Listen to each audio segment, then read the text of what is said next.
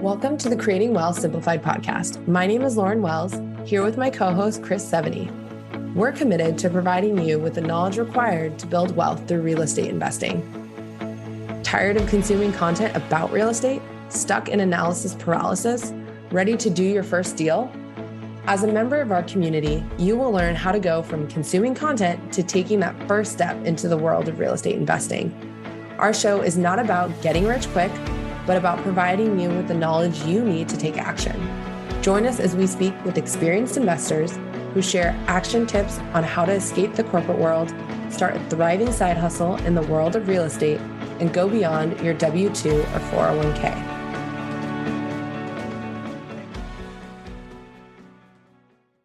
Welcome, everybody, to the Creating Wealth Simplified podcast, where each week we bring you education and information that will help you take your next step in building wealth through real estate.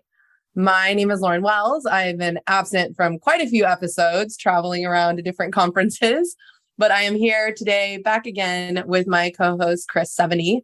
And today we have the pleasure of having Romney Navarro, CEO of Streamline Funding, with us today to talk about persevering when scaling your business and really kind of talking about that in relationship to where we are in today's economic climate. So welcome, Romney. Happy to have you. Why don't you go ahead and introduce yourself for our audience? Well, thanks for having me, Lauren. Thanks for having me, Chris. Really cool to be on the show. I hope the millions and millions of listeners worldwide get some value out of this thing. But even if it's the few, definitely want to always make a connection. We just met and we established a great relationship. I just kind of loved you guys' vibe and your energy. It's an honor to be here because I love to feed off of it. With that said, who am I and what do I do? And a little bit of that. My name, as she mentioned, is Romney Navarro. I'm the CEO of Streamline Funding. Streamline Funding is a private lending institution based out of Austin, Texas. We've been at it for going on 20 years. Come December, we're going to be 20 years old. And that's pretty wild. I can't believe we've been doing it this long. We wrote our very first loan out of the back of a Toyota Corolla.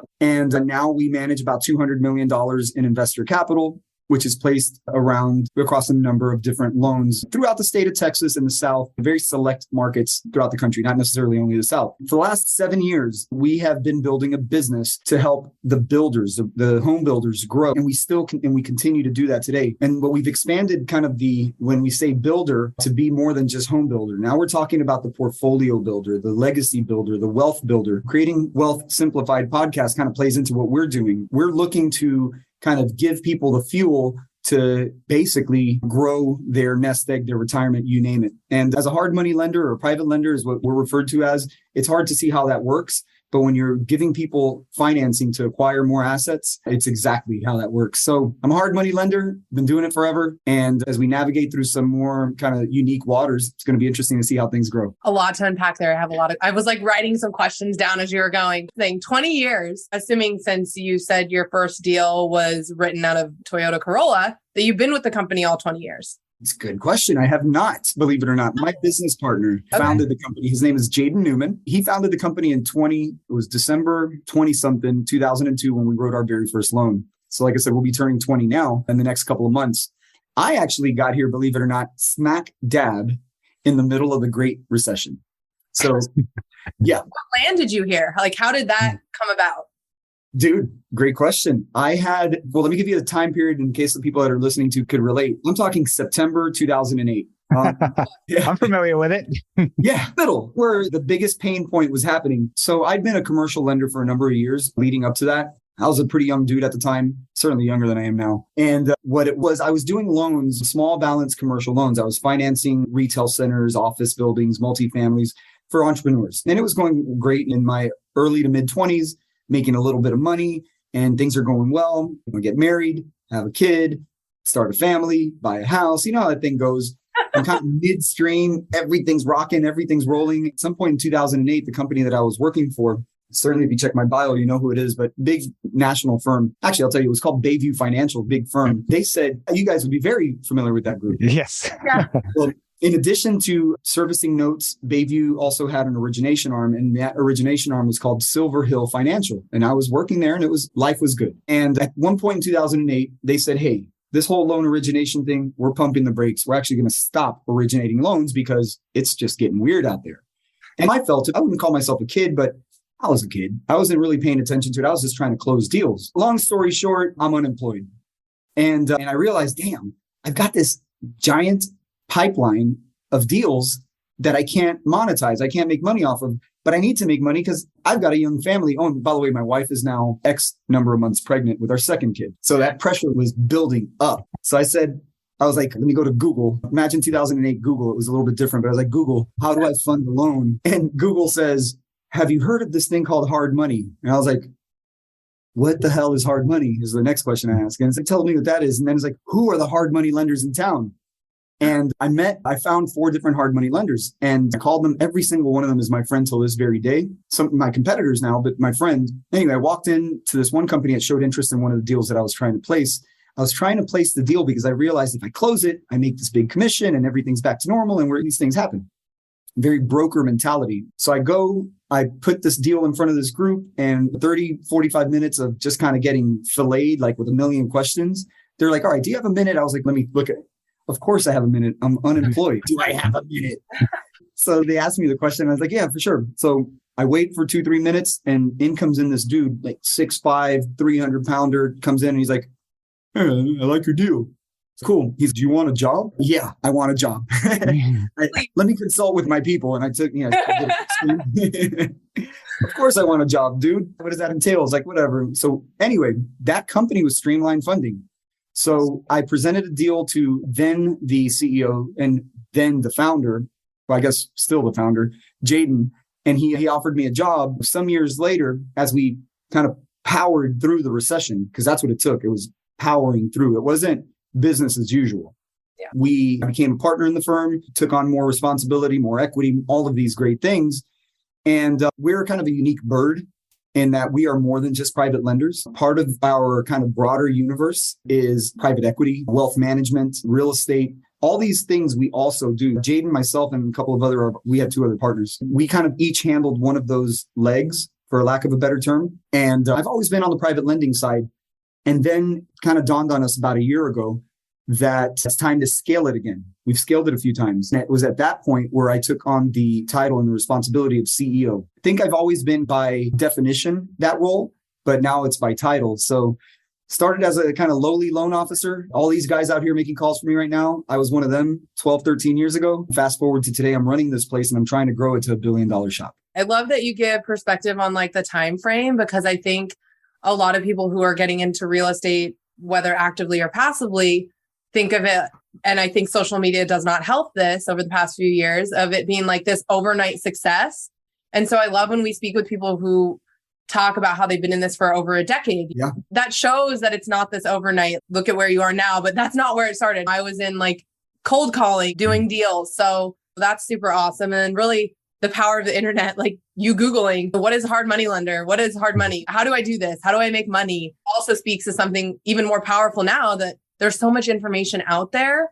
Just being able to go watch free content, not necessarily pay someone to like mentor or coach you or whatever they want to call it these days is, again, even better than it was 10, 15 years ago. One thing I had a question about was you said for our audience, like backing up a little bit. So our audience is pretty broad from people who are seasoned investors to just starting out. So can you explain and break down what a hard money loan is, what private lending is? Can you talk about the players? And this is where like A goes to B, goes to C. This is what we do. Sure. And I'll try to break it down into a couple of components because I've got a couple books back here. I don't think if you can see them. There they are. I guess you could say I'm an avid reader. I try to crush a book a week. And I'm not always that good. Sometimes I'm reading one. Sometimes I'm listening to one. Oftentimes I'm doing both at the same time. And about 10 years ago, the book was already aged a little bit. But about 10 years ago, I read one that I wouldn't call it life-changing, but certainly created it restructured my way of thinking. The book was called The Blue Ocean Strategy. That's a good one. I told Chris to read it. Yeah, she did.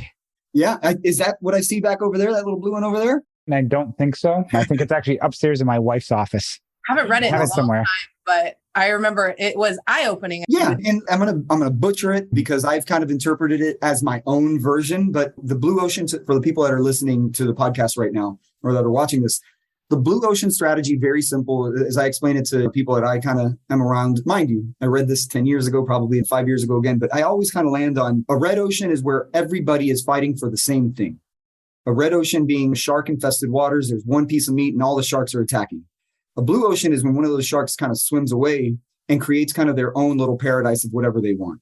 So I've always been a blue ocean thinker. I've always wanted to be a little different than the competition. If they're going that way, I kind of always want to go this way. And it's really hard to do that when times are so great. We've been on a mental run for the last 10. Some sage advice I got a million years ago was when times are going good, it's okay to do the same stuff. I was going to drop an S-bomb on you guys. My bad. All good. But when times are not going good, you have to do something different. I came up in a time where times were not going good. So I always had to do something different. And it's always been my strategy and it's always worked. So when I talk about private money, if you talk about it kind of at the institutional level, or I could talk about it the way that I've done it, I think both are important. Institutionally speaking, in October 2022, there are large scale institutions that provide lending criteria to brokers across the country. And these lending criteria are like nothing any conventional loan has ever seen before. They're ratio driven, but they're not income driven, credit driven, so on and so forth.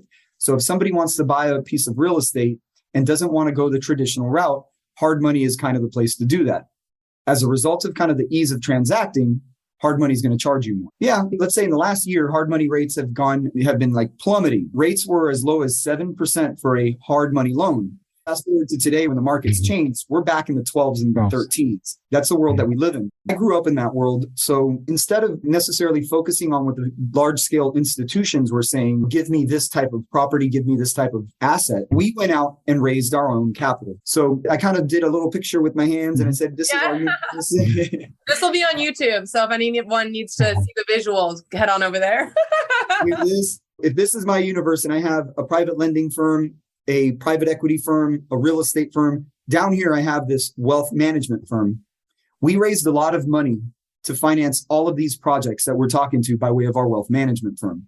So as a result of being a true private lender, some people call me a balance sheet lender. I've shown you guys a few deals on my balance sheet. We basically originate loans based on the money that we have available inside of our funds. So what that does is a couple of things.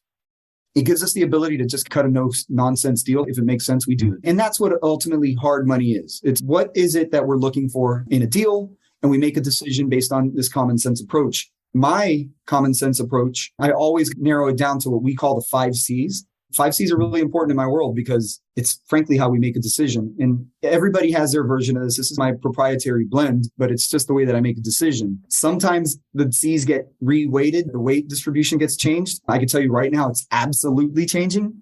But those 5 C's, keeping it real simple, is collateral. So what is the real estate that we're lending on? Credentials. What is the experience of the sponsor? Have they done this before? And how many times and so on? Cash. What is the liquidity of the sponsor? Money's with deals with a lot of liquidity or stronger than deals with a little liquidity. Credit. What is the credit of the sponsorship? Typically, a 500 credit score does not pay and an 800 credit score does. And of course, character. Is this person that we're going to lend $100,000 to, $1 million, maybe not $100 million? I've never done that deal, but $10 million. What is the character? If there's like white collar kind of financial crimes background, it's high likelihood we're going to get screwed out of a deal. So we're looking at those 5 C's. All 5 C's are never going to be lit up. That's a bankable deal. So we exist for the scratch and dent stuff. 3 of those 5 C's in place, we're going to figure something out. 4 of those 5 C's all day long. So that's what hard money is. A little bit of common sense, non-industry, non-institutional, non-agency underwriting, if you will. A few things. One is, Lauren, back to what he said earlier. He tells you how to accept a job. If somebody asks you if you want a job by saying, yes, I want a job. Well, it's not a no response. Apparently I'm a good negotiator, just like slyly. Yes, exactly. Well, it's interesting you mentioned about the 5 C's because I was speaking to another person in a conference and they mentioned they enjoy lending to people who actually don't need the money. It's like people can use the money, but it's not the people who are desperate for the money is the type of people you want to lend to based on that experience. Now, one question I was going to ask is, so you're doing this lending, are you doing it through like a Regulation D 506C offering, or how is it structured with the lending with your investors? And you mentioned the different companies. I was just curious, what does your overall high level structure look like? Sure. It'll take me a minute to unpack, but I'll say yes. I have a D fund. I have inside of, then that fund splits into 2. I have a qualified fund and a non-qualified fund. Difference between the 2 is retirement funds and cash, non-retirement funds. And then we have a couple of those. So we have the big funds are what we call our income funds, are split into a qualified and a non-qualified fund. And then we have a couple of secondary funds, which are more equity funds. Large ones that I speak of are the ones that we lend off of. Small ones that I speak of are the ones that we invest in real estate through. Okay. As I mentioned, we have a real estate investing arm. It's called Emerge Investment Group. They're making investments in real estate, whether passively or actively. Still pseudo active, even on the passive side. And what they are is basically the equity partners to some of our premier clients who are scaling their business from, say, 1 house a quarter to 10 houses a quarter. Okay. So we have a pretty unique fund structure in that we have a number of them. In addition, though, Chris, that's not where we came from. This is something that we learned back in about 2015 and 16. The industry started getting a little bit more sophisticated and it kind of pushed us to towards a fund structure. Prior to that, I was 100% direct investment. Wow. You and Lauren might each have $100,000 and I have a $200,000 deal. And I call you and I say, hey guys, I need $100,000. And you ask me a million questions and then you wire it, not to me and not to a fund, but to the title company. Yeah. That was my business model from 2008 to 2014-ish. And then we transitioned to the fund model. It created a lot of efficiency for us. I no longer had to do the same thing 1,000 times. I literally did it once. And it created some security for the investors too. There's a lot of benefits in that. And honestly, to this day, I still use the same 2 things. The same 2 things are true today as they were 7 years ago. And the first one is if you do a single deal, a single trust deed loan, you have the chance of success or failure. If the deal goes upside down or bust or belly up, you have all of that risk is on you. Yep. If the deal goes great, all of that upside is for you too. Whereas a fund kind of makes it a little bit more uniform when you're sitting on 200 assets, if you will, inside of one fund. So diversity is one of the key things that's good for a fund. And secondly, and I think you guys talk about this probably now more than ever, but I believe investors, I'm talking about the people who are making cash investments. I'm not talking about the operators that are out there, the blood, sweat, and tears guys that are trying to create lift on a property. Yeah. I'm talking about the check writers. I think the safe money right now is trending towards debt, stuff like what we do. Debt is a lot safer today than equity. It's always the case. Yeah. But equity's all over the place at the moment. So your business is, when we look at like us with our notes and stuff, you're really doing the same thing. You're originating notes for lenders and so forth. And again, you're at the top of the food chain from that. And yeah, we're seeing a lot of people shift from markets and conventional real estate, especially as people get worried about prices. And that's one of the first questions they ask us is, well, if the price goes down, and when we mentioned, well, we're buying it at the loans at a discount that are non-performing, the value isn't as important in our business model. So I think as an alternative investment strategy, it does open up more opportunity for us. And I know Lauren can talk a lot more about that because she's the one who's on the phone 23 hours a day talking to investors. Yeah, I could talk about that all day, but I won't on this podcast.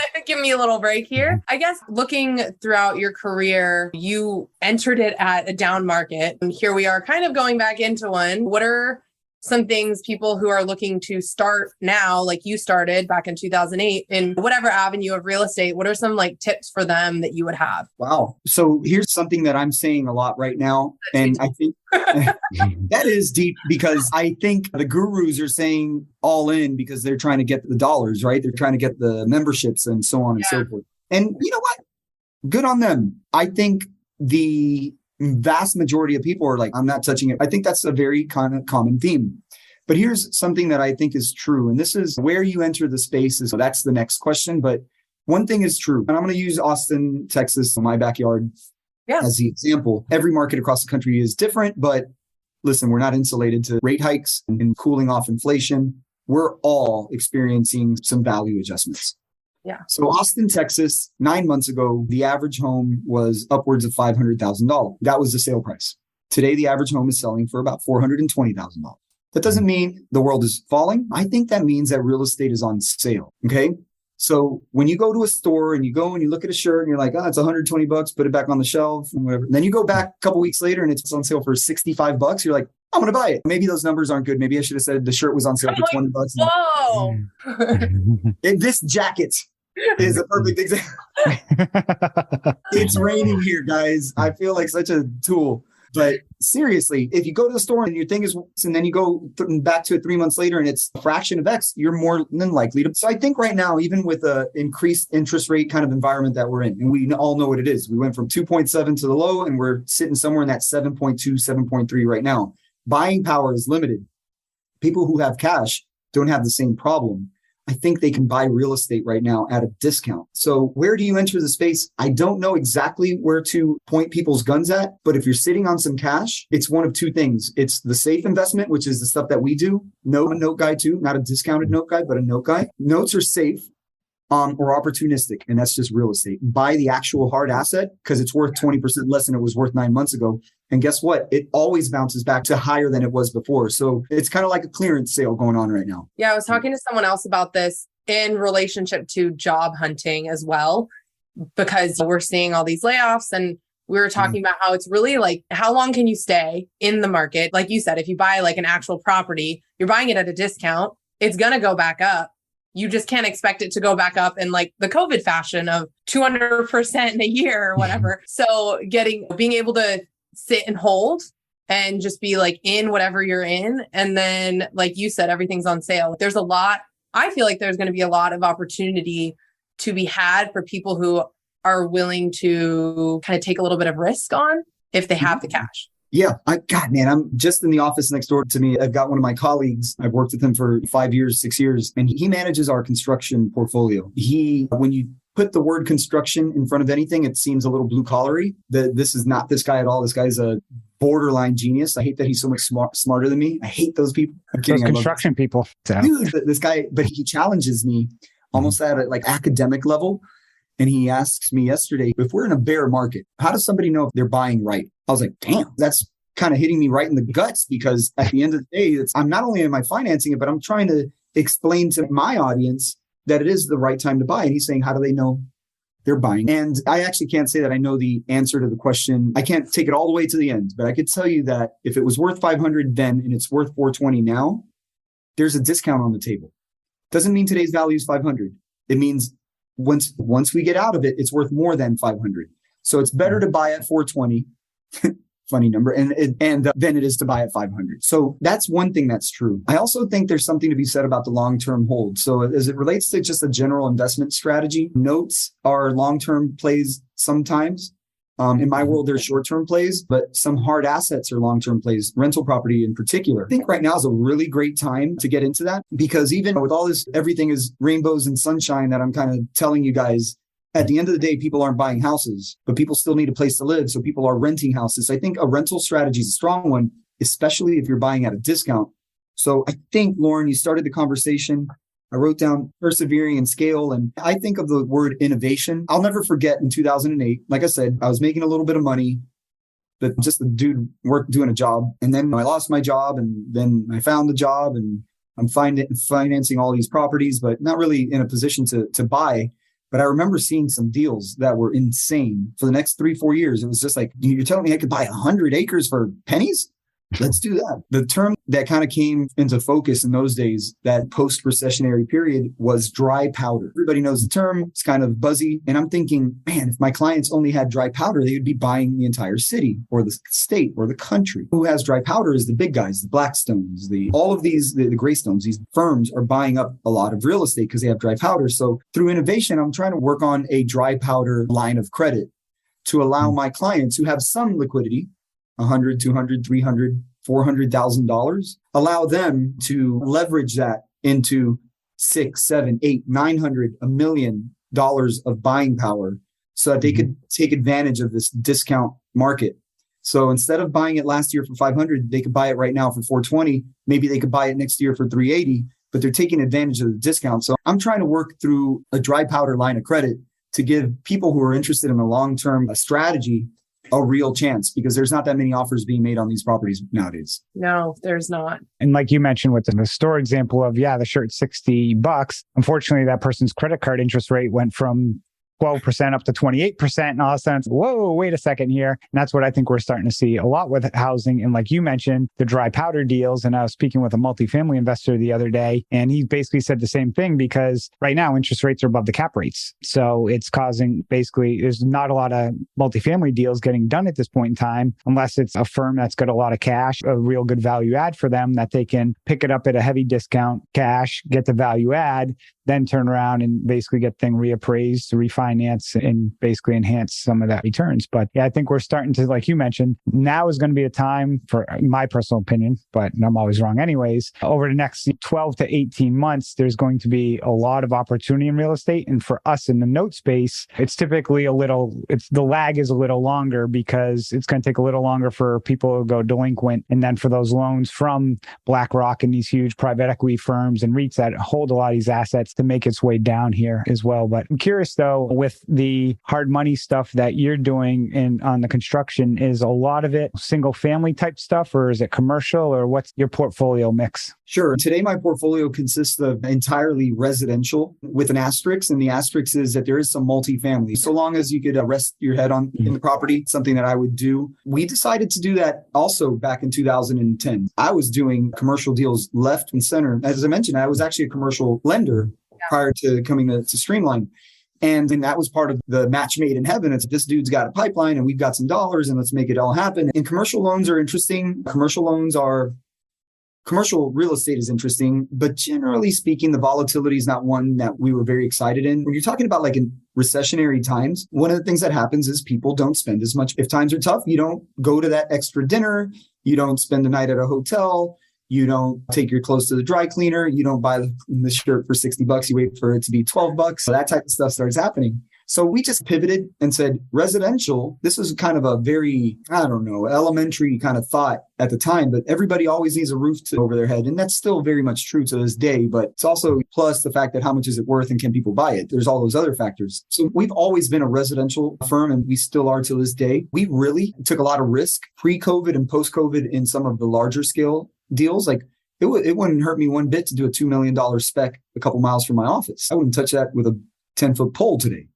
Okay. Because that $2 million spec is going to be sitting on the market for 2 million years or 40. I don't know how long, but it's not is going to be a $300,000 bread and butter home, which if times get real tough, you could just slap a tenant in there and throw it into a 30-year mortgage, whatever that may mean, interest rate wise or whatever. So I really still am incredibly bullish on residential, but I'm more bullish, if you will, on that middle market and not the upper market. Yeah. But Chris, you asked the question, residential or multifamily, and I'm sitting on my whiteboard up here. We just approved a $6 million multi.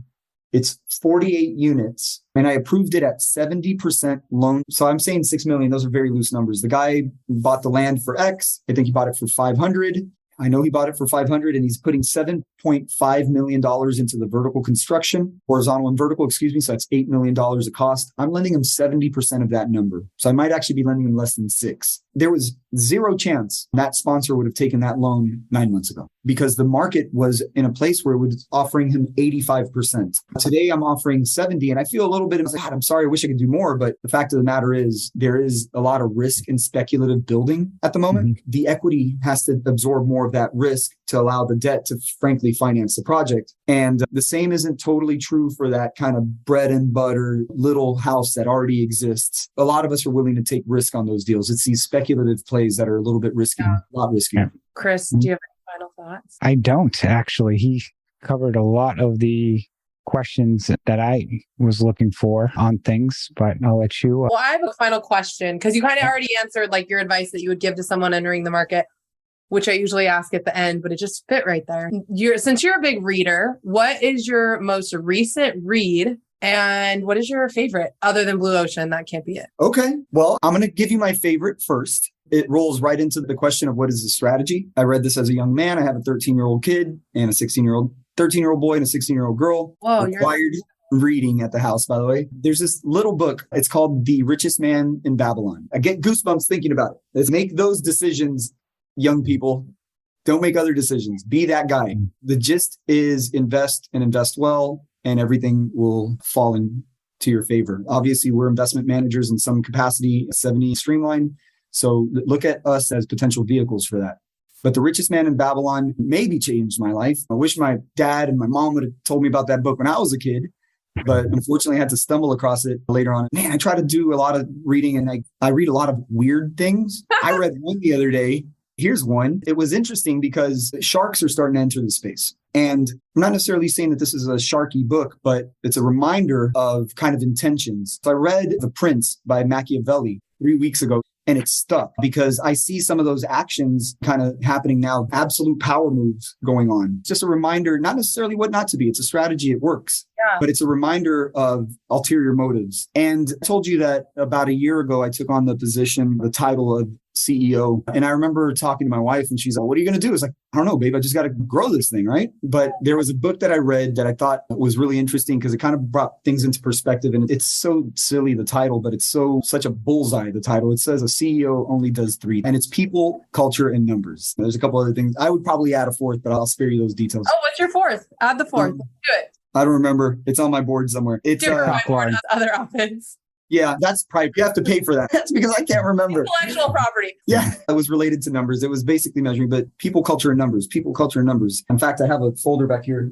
My 3 things. Yeah. So this is my people, culture, and numbers right in here. So that was a really good one. I could go on and on, but the richest man in Babylon favorite, people, culture, and numbers if you're trying to do something special. And then Machiavelli the Prince if you want to see what the boogeyman looks like. In my case, you want to be thrown back into college where I first said You go to engineering school, they don't give you books like that, so you don't have to worry about it. I was a poli-sci major. It was like all those books, like all day. Love it. Awesome. Well, thank you so much for joining us today. Chris, do you have any final thoughts or want me to wrap this up? I'll let you wrap it up. I just enjoyed this episode. Again, it was just great to hear perspective from somebody who's continuing to grow their business and give some insight about what to look for and also perseverance and give people kind of ideas of how to balance their own lives. I'll let you wrap it up, Lauren. And how to think outside the box. I think that's something that you did and continue to do really well at Streamline. So thank you everyone for joining us today on this episode of the CWS podcast. If you enjoyed the show,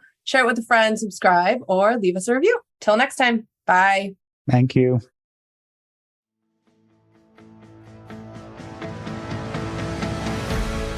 Thank you for joining Lauren and I on this episode of the Creating Wealth Simplified podcast. Each week, we bring you expert education, experience, and information in a digestible format to help you identify investment opportunities so you can build wealth through real estate and take action toward your financial goals. Enjoy the show, share with a friend, or subscribe to the show and leave us a review.